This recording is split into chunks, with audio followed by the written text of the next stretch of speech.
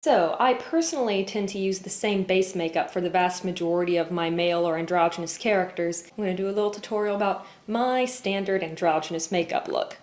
So first off, we're going to begin cheekbones, the most prominent important thing. Just get some highlight cream makeup, rub it right on there a little bit higher than you normally would for daily makeup. I take it right up into my eye bags to get that nice and prominent.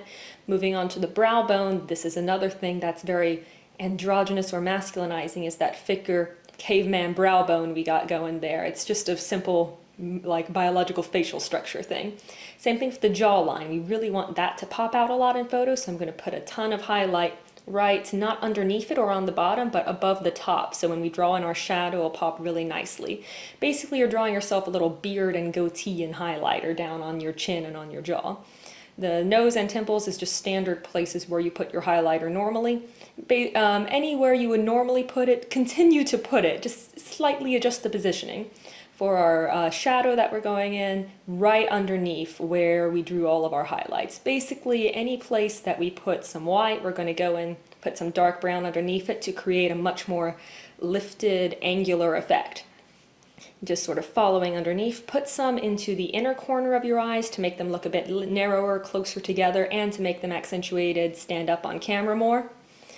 But we're basically tracing all of our lines underneath. This jaw shadow is really important. Make sure you blend it down to your neck, but don't blend it too much in with your white highlight, because we want that to be a nice strong effect when it picks up in photographs. Have that massive cartoony jawline. It looks good.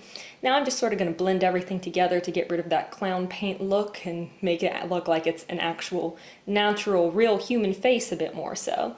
You can see with just a little bit of touch up to Beauty Blender and a slight bit of translucent powder that I'm going on now, already we're looking a lot more human. Human is good. Now for eyes, I have a bit of an advantage because I don't have eyebrows, which makes it much easier to draw on fake eyebrows. These currently are sitting about ½ an inch below where my natural eyebrows sit. So if I want to look more androgynous, if I want to look more masculine, you want your eyebrows to sit a lot lower than they would normally be.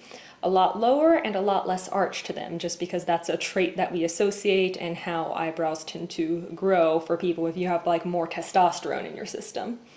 I also then put some shadow into the crease, and this sort of helps to highlight my eye without using any eyeliner.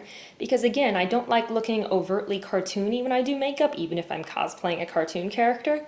So where normally people would do eyeliner to accentuate the eyes, I just do a lot of dark shadow blended in.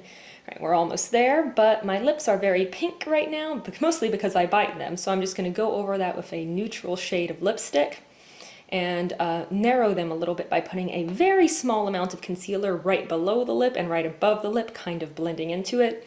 Don't do concealer for the whole lip, it doesn't look quite right, it really dries out your lips and makes them look chapped. And I'm going to line the edges a little bit with some of that same dark shadow just to have that lengthening and thinning effect. And then go over whole thing and whole face again with a bit more of that translucent powder to set, and there we go. We have our nice, matte, subtly androgynous face.